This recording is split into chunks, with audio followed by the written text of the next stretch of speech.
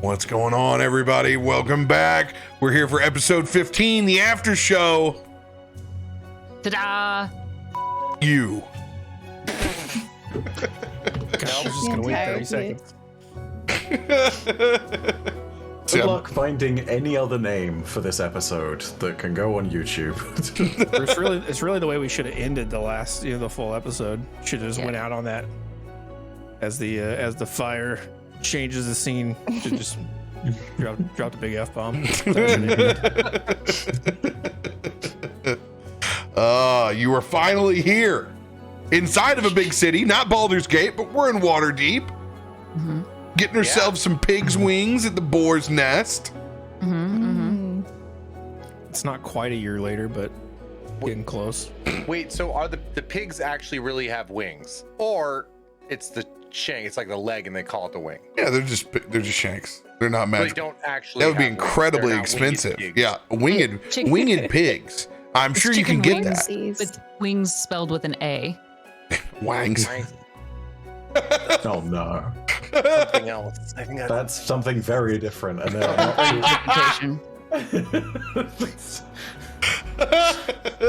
like that southern drawl chicken wang. Chicken wings. Better not be messing with no hog wangs. Oh my god. What else are you gonna fill the holes with? Yeah. Oh my god. The after show. Yeah. Hey. I can't steal any chicken wangs here. My sleight of hand results previously have led to near calamity. We don't want that. The two most important parts of the episode, though. Mind's Eye cards turned in for the first time from Streamloots, leading it off with Toff showing us the gentle side of Mama for once. Yeah. She was a good mother, and I wanted to have this opportunity to really give some of the sweetness that Toff has in him. He's got a very good nature, and it's nice to see where that comes from. Like, he had a very what feels like an isolated and almost innocent way of which he views things still. And so having this arts and crafts project was kind of perfect, by also sharing a little bit about how they are hinting at being a family in hiding at the same time. So that was really fun to bring out. I was there for the whole bit. John Cena, you can't see me with the arts and crafts. Yep. Except for a little tell, just for the mom to know, which of course then he does for Thomas. Zanryn has talked about terrifying things, but I'm terrified at what predates large Herongon that can obviously defend themselves. So maybe we'll hear more about that. We've only heard of creatures with large teeth from Zanryn, but we didn't get that bit. Instead, we got to see a little bit of your psionic powers and what you've been stabbing the ground about.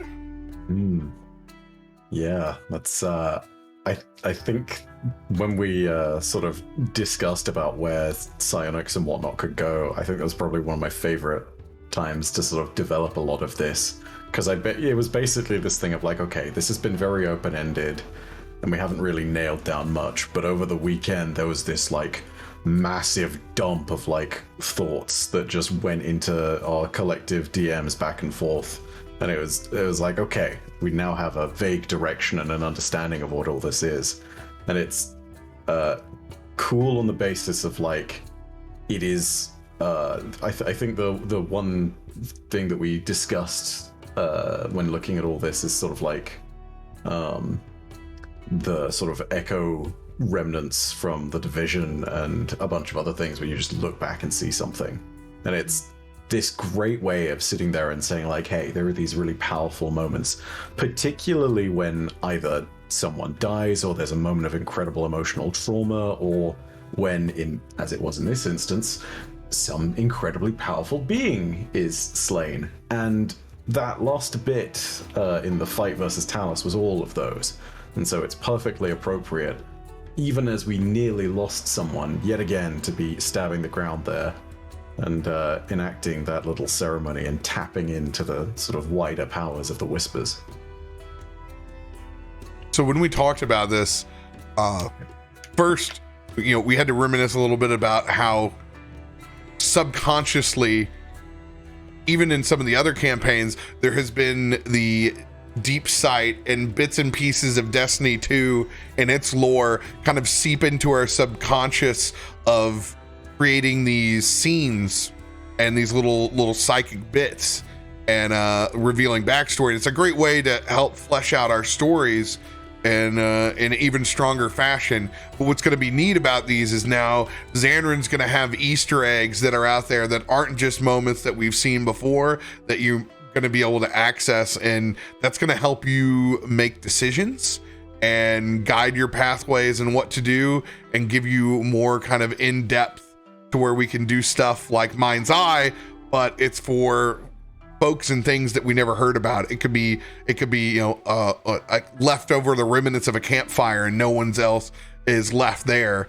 Is there a psychic? Is there any kind of imprint here? Is there anything left behind? So it'll be fun to have the little Easter eggs and for you to go out and do these. And what I did was I gave him the ritual casting ability to do ceremony. So when he does these and we put these things together, it allows me as a DM to get creative with the boon. And in this case, since it was all about teamwork and your Counter-Strike and helping each other out, gave you that peace bond style bless that can't be broken for an entire encounter based off of that event. So it'll be really cool to do more stuff like that.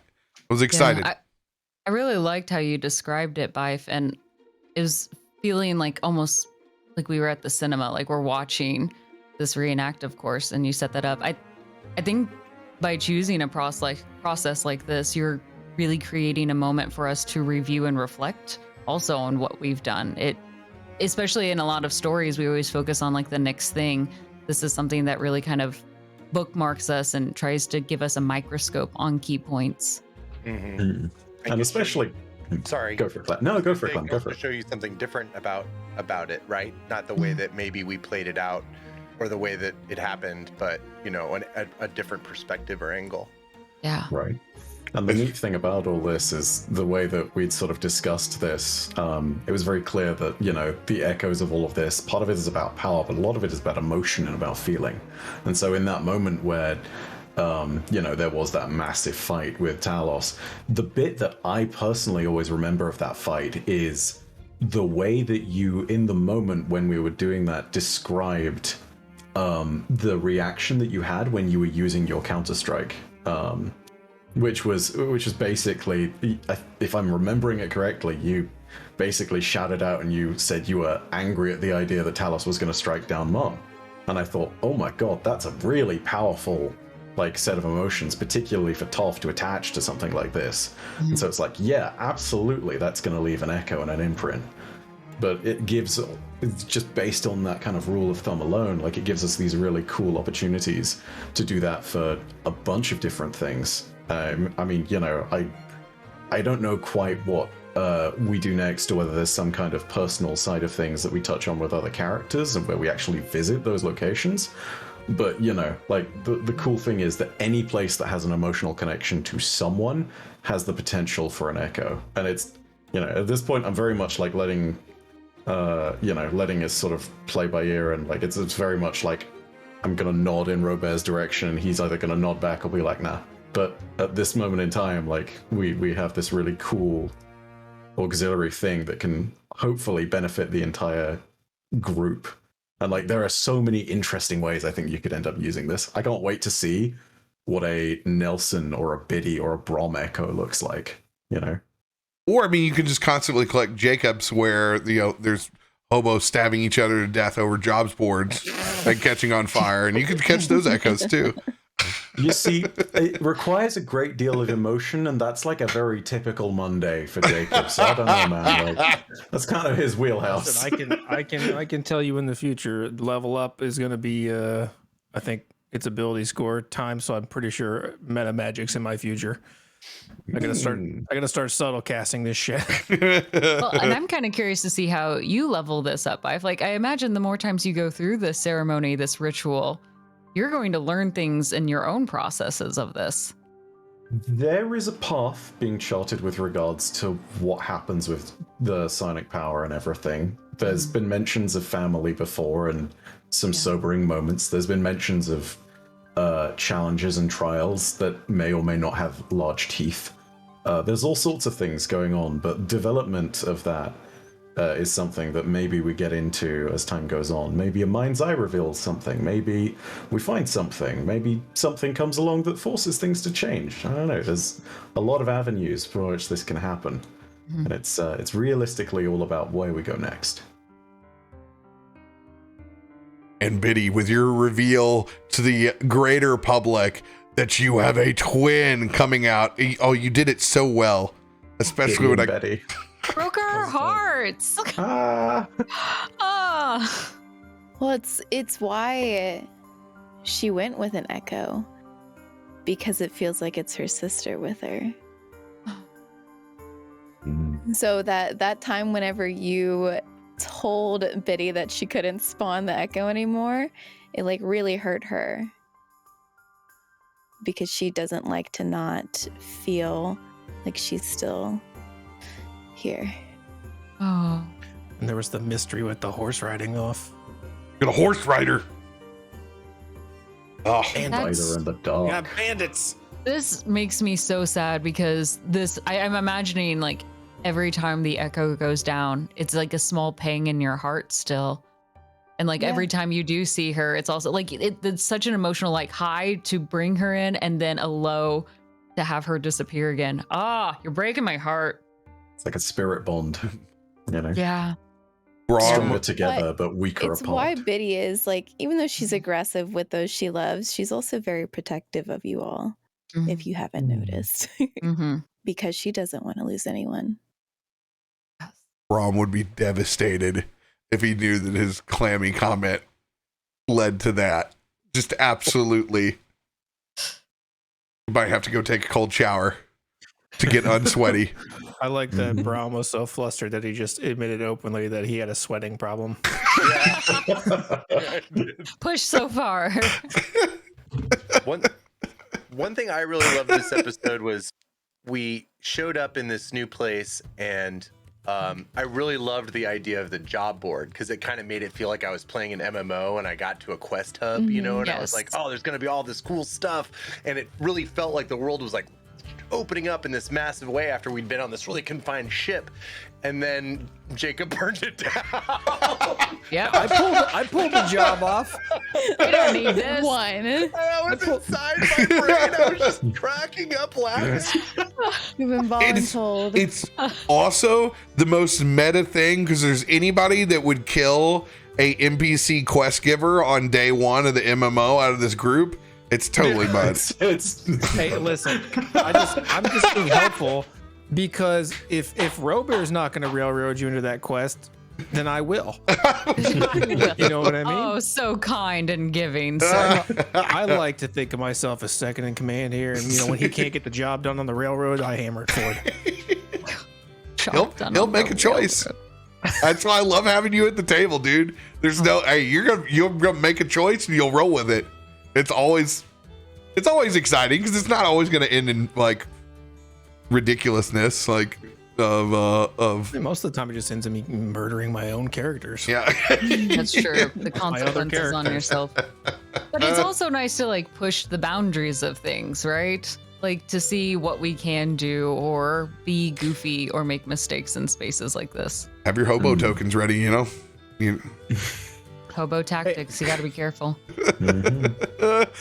It all ended up leading to you taking a piece down from shales and looking for some ore. You got your friend in the diamond business now, and Bill Shale. But what's exciting is the as far as lore wise, folks that are already familiar with Waterdeep, they will know that you enter the Undermountain through the yawning portal. You go into the well and you get to descend down 140 feet.